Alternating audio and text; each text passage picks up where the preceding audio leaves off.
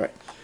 Bump doop doop doop doop bump bump dee doop bump doop bump bump dee doop dee doop doop doop bump bump bump bump dee doop diddle down down dee doop bump bump bump bump dee doop doop doop dee dee down.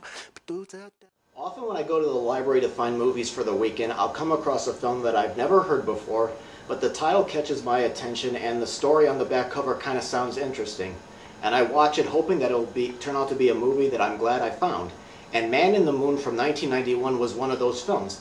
It's a coming-of-age film set in the late 1950s, and it has a great cast lined up including Sam Waterston, Tess Harper, Jason London, and was one of the first films to feature a young Reese Witherspoon. Now the film was directed by Robert Mulligan, who directed To Kill a Mockingbird and Come September. Now this film is about a 14-year-old teenager named Danny Trant, played by Reese Witherspoon, who lives in a small Louisiana town. And like a lot of teens, she enjoys the latest trends, including Elvis, who she has posted all over her bedroom wall. And she can be annoyed by her strict parents, and she doesn't like to dress up. She wishes she could grow up and be like her older sister Maureen, who she admires.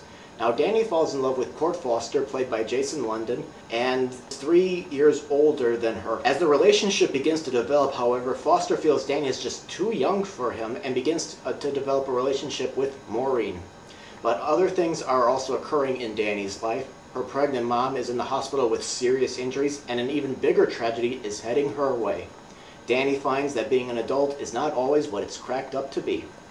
Now this movie may sound like a cliche to you, but the way the film is shot and acted and scripted seemed realistic and fresh to me.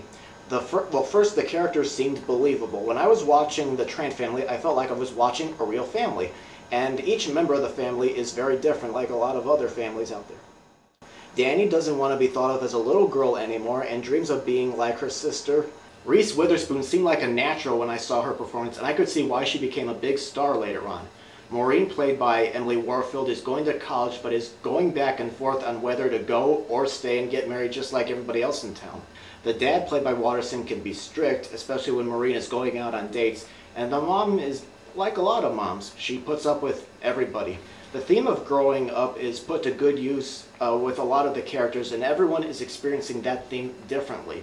The film had great photography, and I could imagine what it would have been like seeing this movie in the theaters on the big screen and forgetting that you were in the theater and feeling like you were actually there. I mean, it was kind of like the same experience I had when I was watching Milk with Sean Penn in the theaters. The way that film was shot, I felt like I was actually kind of in the movie and experiencing what everyone was going through, and I felt the same thing here. But what I wanted was more of the relationship between Court and Maureen. I mean, we got a deliberate pacing with the relationship with Danny and Court and its development, but I felt like I didn't get to experience the same thing with Maureen. When we got to the end, I did not feel completely satisfied, and I won't give the ending away, but I felt like we didn't get to see enough to justify the ending. But one more positive, the score by John Newton Howard felt authentic from the period and complemented the picture well.